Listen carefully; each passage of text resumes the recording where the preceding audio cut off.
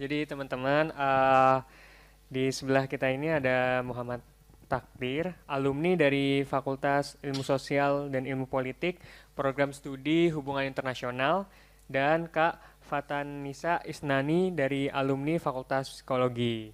Mungkin bisa diperkenalkan secara Lebih lebih detail. detail lagi. Sekarang kesibukannya sedang apa? Oke, terima kasih Mas. Mbak, perkenalkan mau nyapa dulu sama adik-adik, ibu guru, bapak guru ada di sini mungkin yang saya hormati. Eh, Perkenalkan namaku Takdir, fullnya Muhammad Takdir, ya teman-teman biasa manggil Takdir. Kuliah di UIN Jakarta dulu tahun 2010. Jurusannya fakultasnya FISIP, Fakultas Ilmu Sosial dan Ilmu Politik, jurusannya Hubungan Internasional. Kuliah 2010 sampai 2014. Singkat habis itu saya S2 di Australia. Setelah sekarang kesibukannya di ASEAN Sekretariat. Lanjut Mbak ya.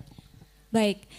Assalamualaikum warahmatullahi wabarakatuh. Waalaikumsalam warahmatullahi wabarakatuh. Selamat siang juga untuk yang tergabung secara daring. Perkenalkan, nama saya Fatanisa Isnani, bisa disapa dengan panggilan Nisa. Saya merupakan alumni dari Fakultas Psikologi UIN Syarif Hidayatullah Jakarta. Dulu saya masuk UIN di tahun 2009, jadi bolehlah ngakunya sepantaran dengan Mas Takdir. Lalu juga terkait dengan pekerjaan setelah saya lulus, kalau tadi contoh yang inline nih, antara jurusan kuliah dengan bidang pekerjaan yang digeluti setelahnya. Nah, kalau saya setelah lulus, alhamdulillah ada pengalaman sebagai presenter di televisi edukasi, lalu juga pernah menjadi jurnalis dan juga presenter di TVRI Jakarta dan juga Garuda TV. Kalau saat ini saya freelance di MC, presenter, dan juga moderator ataupun public speaker. Terima kasih.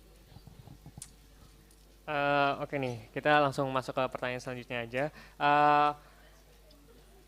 Kak Takdir dan Kak Nisa ini masuk ke UIN Syarif Hidayatullah Jakarta ini menggunakan jalur apa dan kenapa memilih UIN Jakarta sebagai kampus?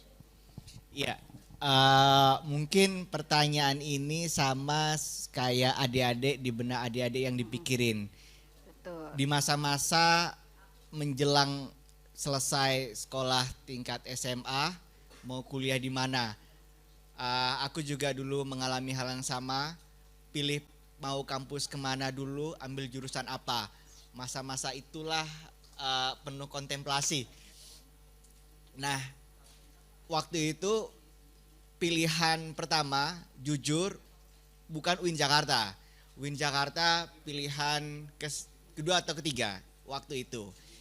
Tapi yakin dari pilihan yang sudah ditentukan sama yang di atas itulah yang aku menemukan tanda petik jalan hidup. UIN Jakarta life changing buat aku, meski dia bukan pilihan pertama, tapi garis tangan yang membawa ke UIN Jakarta. Pilihannya apa? Pilihannya waktu itu saya gagal di beberapa kali tes, tapi masih ada seleksi terakhir waktu itu jalur mandiri. Artinya aku bukan waktu itu siswa yang terbaik di antara itu. Karena sudah masuk UIN jalur yang terakhir. Tapi jalur terakhir inilah sebagai pembuka awal jalan saya melihat cakrawala dunia. Ceritanya kayak gitu. Nah, waktu itu jalurnya berarti jalur mandiri di saat itu 2010. Pilihannya itu pun bukan pilihan pertama, pilihan kedua. Pilihan pertama saya waktu itu kalau boleh jujur, kenapa masuknya HI karena kecelakaan. Pilihan pertamanya waktu itu kedokteran. Tapi waktu itu berarti campuran. Pilihan pertamanya IPA, mungkin teman-teman sini ada yang IPA? Angkat tangan. Oh, mayoritas IPA ya. Sisanya IPS berarti. Nah, teman-teman keagamaan ya, masih ada jurusan keagamaan. Nah, di antara itu memang kalau teman-teman IPA bisa ambil ke jurusan sosial, biasanya ikut tes campuran IPC waktu itu. Artinya masuk ikut tesnya itu perlu belajar lagi, belajar ilmu sosial sedikit. Nah, siapa sangka pilihan yang terakhir inilah yang diterima masuk UIN Jakarta. Waktu itu pilihannya adalah hubungan internasional. Sedikit itu, nanti kita cerita lagi, lanjut Mbaknya. Baik, kalau dari pengalaman saya dulu memilih UIN Syarif Hidayatullah Jakarta itu lewat jalur SBMPTN. Mungkin namanya sudah agak berbeda dibandingkan sekarang. Nah, jadi di tahun saya itu pemilihan awalnya jalur undangan, dulu disebutnya PMDK. Di jalur undangan saya sama Mas Takdir ternyata kita anak-anak IPA nih yang menjajah lahan IPS. Mohon maaf.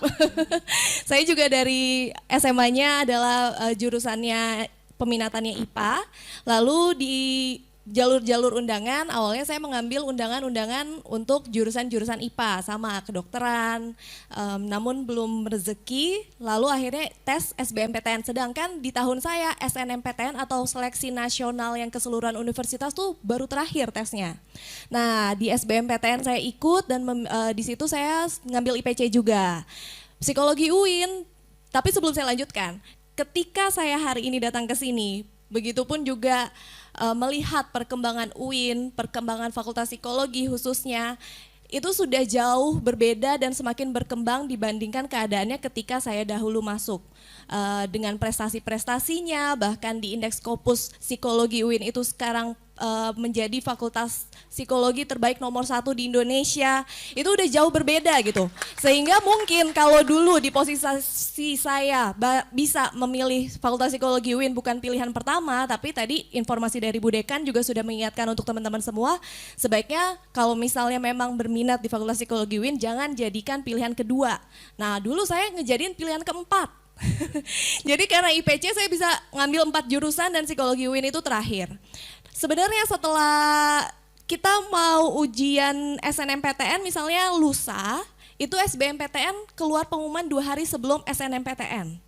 Nah di situ galau lah tuh, alhamdulillah keterima psikologi UIN, tapi secara hati pengennya waktu itu masih mencoba lagi dulu gitu ke fakultas atau universitas lain yang waktu itu menjadi incaran saya di masa itu.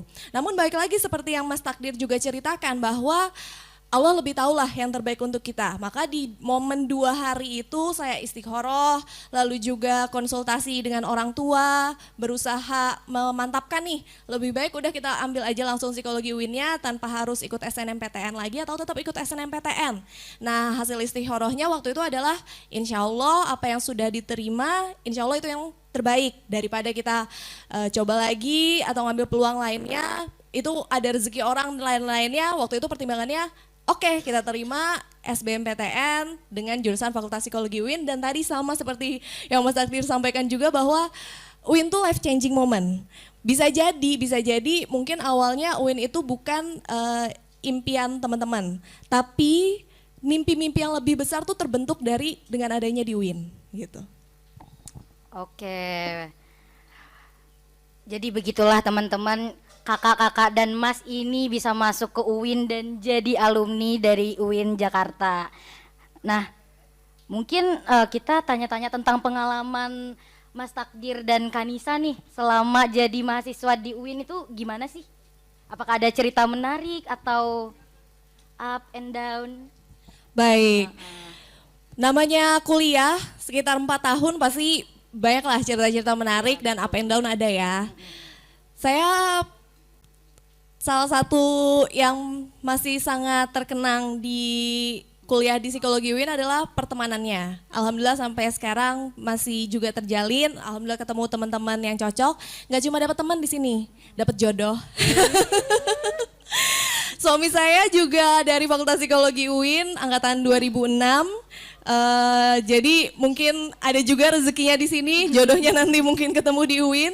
Kalau untuk ups and down-nya antara lain,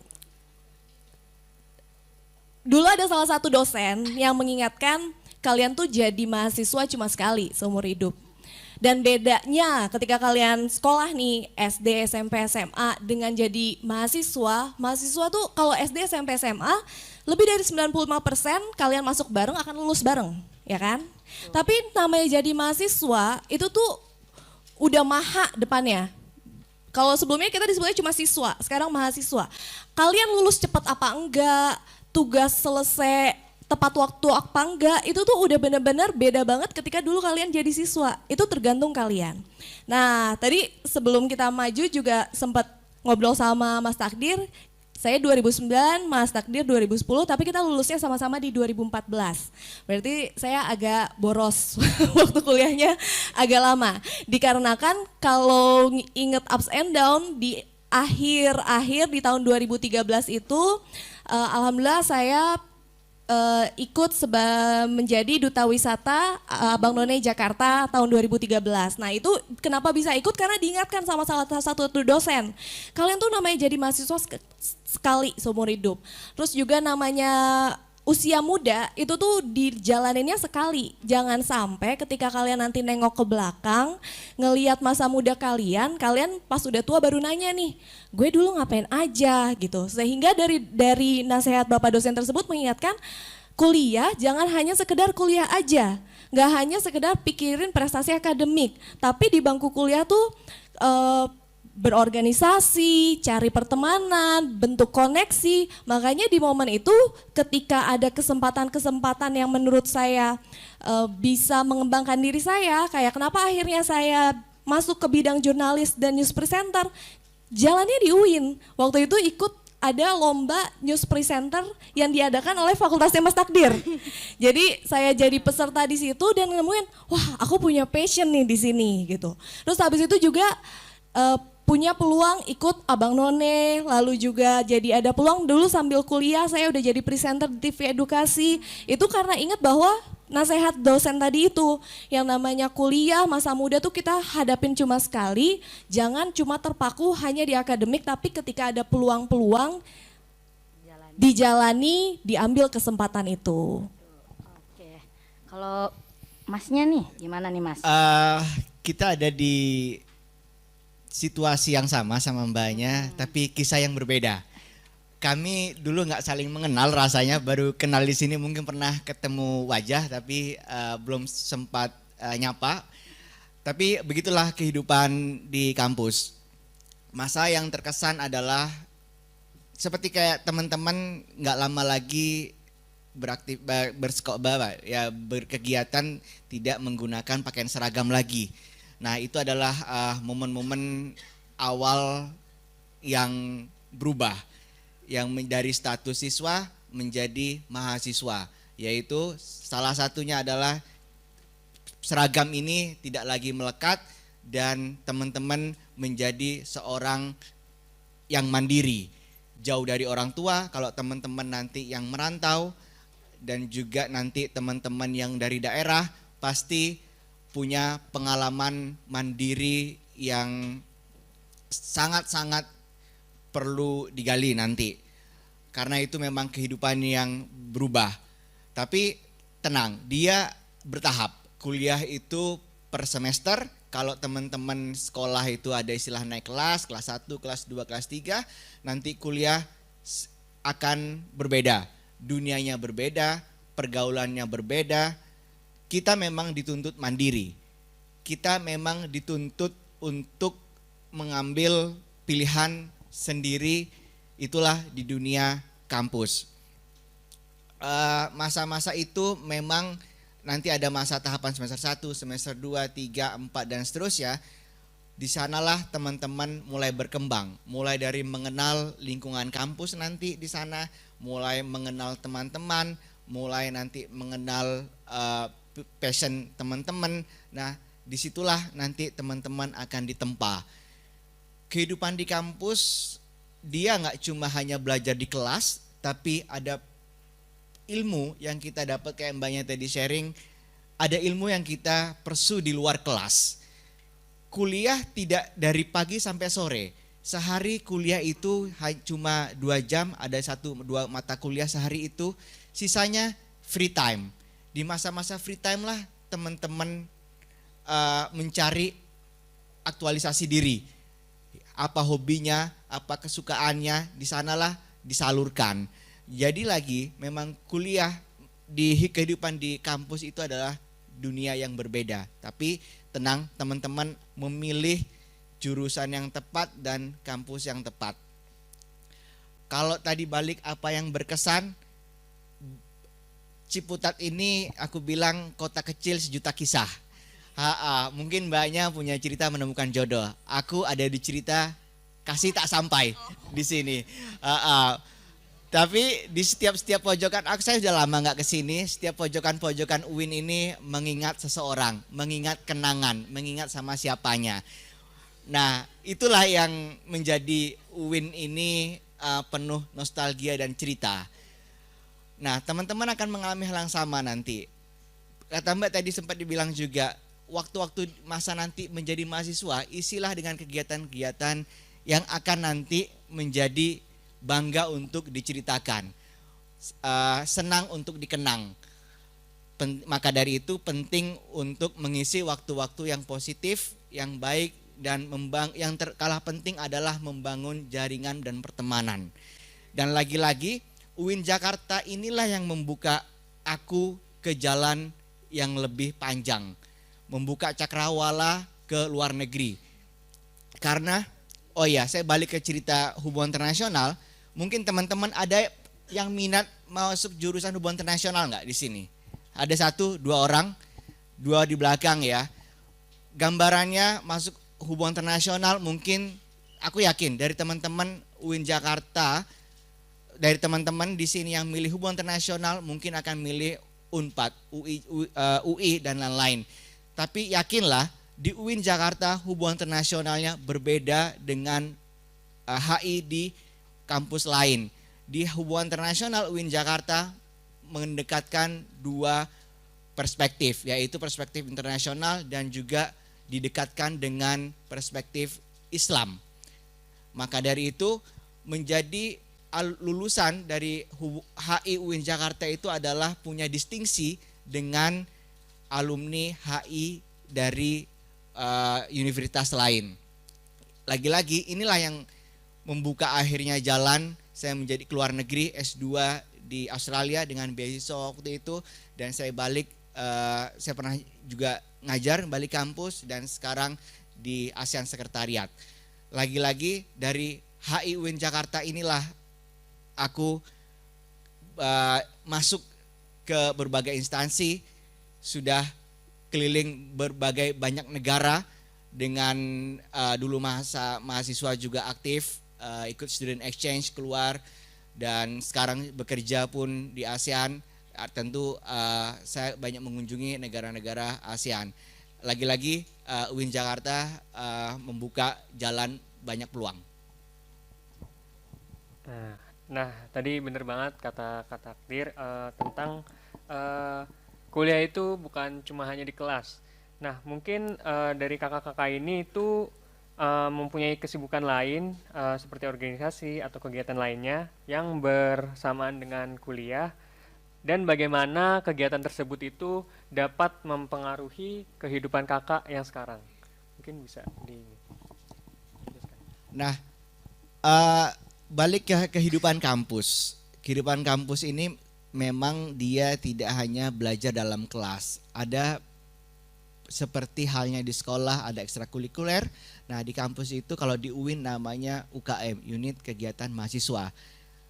Ada juga itu kalau teman-teman ingin menempa diri dengan skill-skill yang teman-teman minati. Misalkan di UKM UIN Jakarta ini ada PMR, kalau sekolah PMR ada Palang Merah, ada juga FLAT yang bahasa dan lain-lain.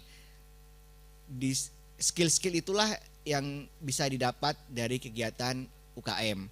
Di luar itu juga teman-teman yang suka berorganisasi itu juga bisa bergabung di BEM atau himpunan mahasiswa atau dan lain-lain. Di sanalah apa yang didapat, yang penting dari sana bahwa pesan dari teman-teman senior dulu adalah kita boleh sibuk di luar kegiatan kampus tapi kegiatan itu tidak mengganggu kuliah. Nah, apa yang mau dipersu dari kegiatan kesibukan di luar kelas adalah kemampuan soft skill, kemampuan public speaking, kemampuan berbicara depan publik, kemampuan bernegosiasi, kemampuan berdiplomasi, kemampuan teman-teman menulis non akademik. Di luar kelas itulah teman-teman bisa dapat, dan pada akhirnya teman-teman akan menjadi seseorang yang apa yang dilakukan di selama masa kuliah itu. Kegiatanku kalau boleh aku sharing waktu itu aktif di BEM. Saya memang cukup banyak pengalaman organisasi, mulai dari ikut kepanitiaan, kegiatan, ikut pemilihan sampai menjadi ketua BEM, ikut organisasi di dalamnya, sedikit istilahnya ya berpolitik di kegiatan organisasi itu. Kalau memang teman-teman minat di sana, disitulah ibaratnya adalah sebagai lab kecilnya untuk teman-teman mengaktualisasikan diri.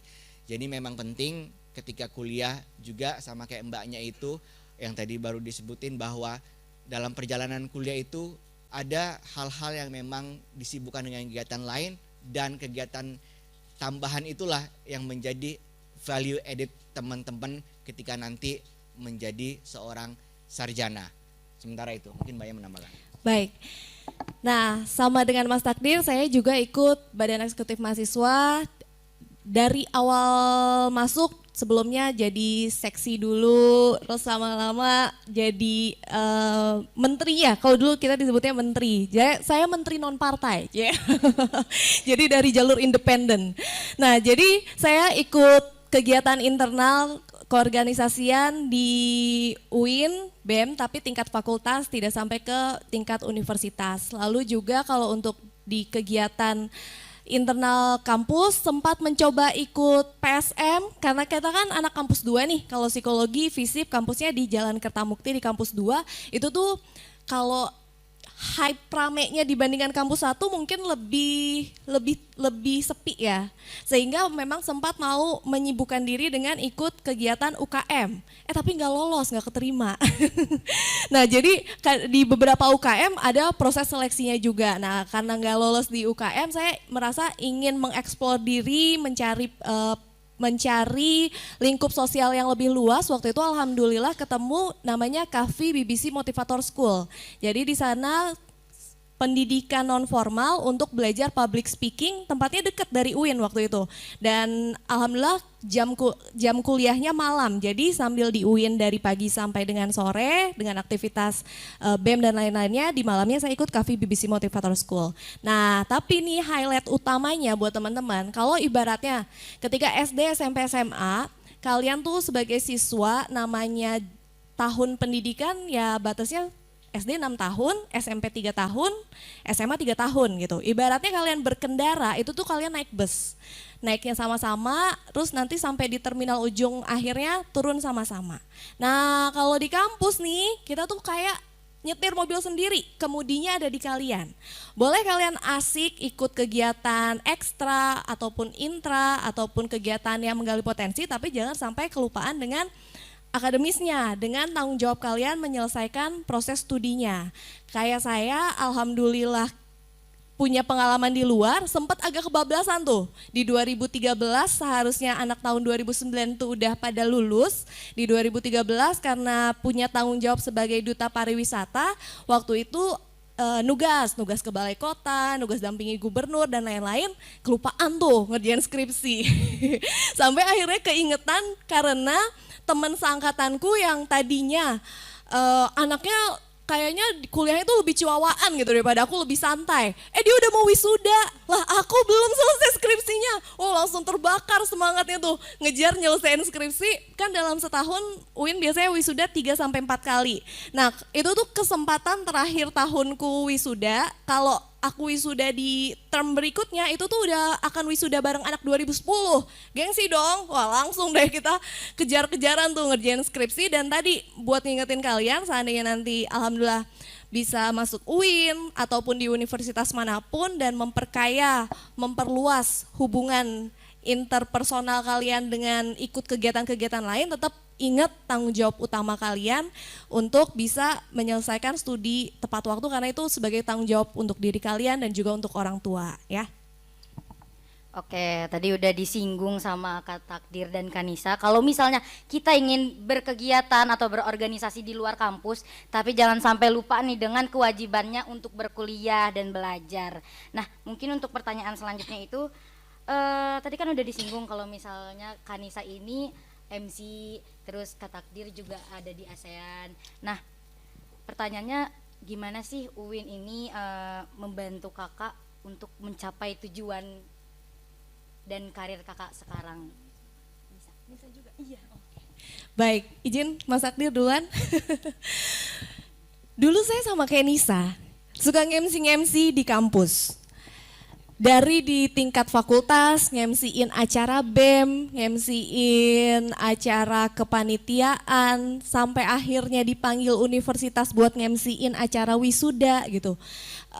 Jadi banyak. Tadi kenapa saya sampaikan bahwa di UIN impian-impian yang lebih besar terbentuk. Tadinya kan ngirain kalau yang namanya nge-MC sebelumnya di tingkat sekolah pun juga nge-MC ya udah kerja sosial kan. Tapi begitu di UIN bahwa semakin tahu bahwa nge-MC itu suatu profesi dan semakin tinggi tingkatannya, semakin tinggi jenjangnya, cakup yang kita bawa acaranya, itu ada tanggung jawab lebih, ada kemampuan lebih yang harus kita asah. Nah dari situ alhamdulillah dari kesempatan yang UIN berikan, jadi akhirnya bisa masuk ke TV, akhirnya bisa memandu program acara, jadi sangat terbantu dengan passion yang saya minati, seperti itu. Boleh aku ya? Tadi apa namanya? Pertanyaannya? Oke, gimana UIN mendukung? UIN ini aku cerita dari belakang bahwa aku nggak pernah tahu kalau awalnya ini UIN menjadi mahasiswa di UIN ini yang akan membuka jalan. Tapi itu tidak tahu karena itu perlu dijalanin dulu. Tapi yang aku mau share adalah buat teman-teman gambaran nanti, baik itu nanti akan di UIN Jakarta ataupun bukan. Tapi ketika teman-teman UIN Jakarta menjadi pilihan dan teman-teman nanti diterima di UIN Jakarta, aku melihat mungkin teman-teman seangkatan mengalami pengalaman yang berbeda. Tapi yang aku temui dari pengalaman yang ada adalah bahwa dari UIN adalah teman-teman ini punya kemampuan pengetahuan Islam yang lebih baik dibanding teman-teman yang ada yang kuliah di universitas lain. Itu poin pertama. Yang poin kedua, ketika dua stream keilmuan ini bisa dikawinkan, digabungkan, itu menjadi nilai plus teman-teman untuk masa depan nanti. Masa itu aku sudah mulai aktif ikut kegiatan student exchange ke luar negeri. Untuk ikut itu kan perlu ada tulisan-tulisan yang untuk bisa meyakinkan yang punya acara.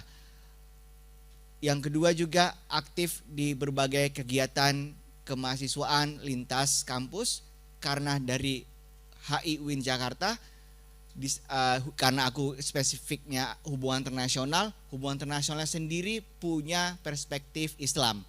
Dinamika di Timur Tengah, dinamika Islam di kancah internasional, teman-teman dari UIN Jakarta inilah yang bisa membaca dinamikanya dengan baik untuk perspektif sempit hubungan internasional yang saya jalani lalu-lalu.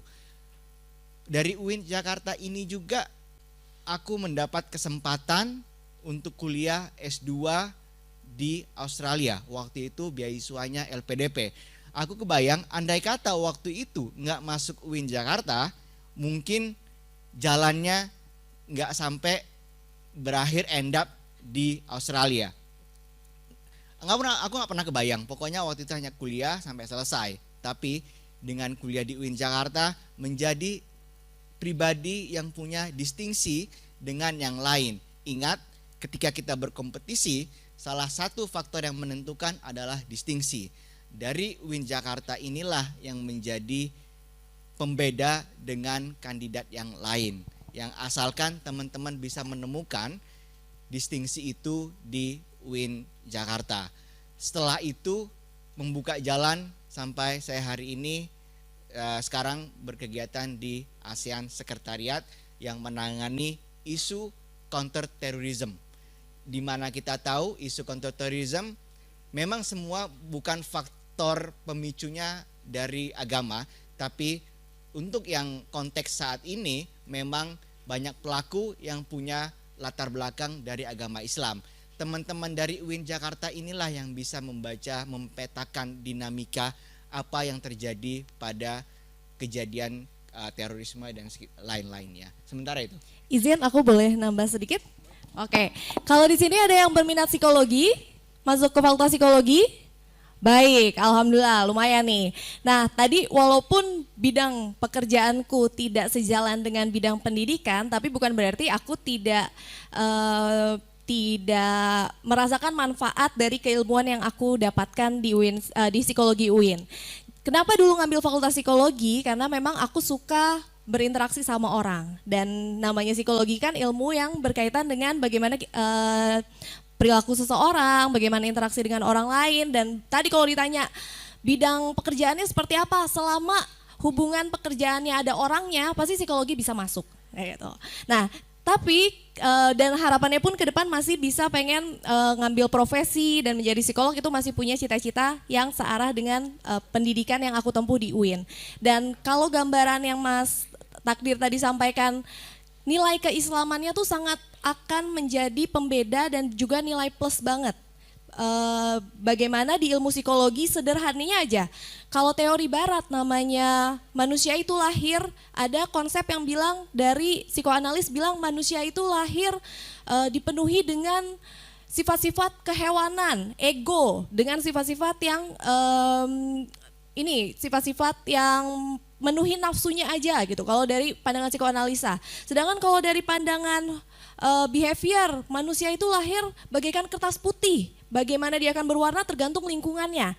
Nah, sedangkan kalau konsep Islam itu ditanamkan di UIN bahwa manusia itu lahir dengan sudah ada rahmatan lil alaminnya, sudah ada sifat-sifat baiknya yang ditanamkan sejak manusia itu lahir. Jadi dari segi konsep manusia, bagaimana manusia ada aja itu sudah sangat ini ilmu-ilmu keislamannya itu insya Allah bisa memberikan manfaat. Dan apa sih yang kita cari dari cari ilmu, ujung-ujungnya kan tuntutlah ilmu dari buayan sampai ke liang lahat, karena ya ujung-ujungnya juga manusia akan menemukan takdir akhirnya itu mati. Nah, di UIN kita nggak hanya sekedar ilmu, dapat ilmu aja, tapi juga ilmu yang insya Allah akan meningkatkan keimanan, ilmu yang insya Allah bisa manfaat untuk ketakwaan kita gitu. Dan di psikologi ataupun di bidang lain yang fakultas umum bukan fakultas keagamaan, nilai-nilai keagamaannya pun insya Allah akan menjadikan manfaat dan nilai pembeda untuk kalian. Oke, kita langsung ke pertanyaan terakhir aja. Mungkin dari kakak-kakak ini ada pesan dan saran untuk calon mahasiswa UIN Jakarta yang ingin sukses kuliah di kampus ini. Iya, pesan mungkin lebih ke sekedar berbagi apa yang pernah aku terima dulu. Teman-teman akan menjalani banyak proses seleksi, kompetisi, tes sana sini nanti untuk masuk ke jenjang berikutnya. Memang berjenjang masa sekolah, setelah itu ada kehidupan masa kuliah, setelah itu akan ada kehidupan di dunia kerja. Semua jenjang akan dilalui sesuai dengan waktunya.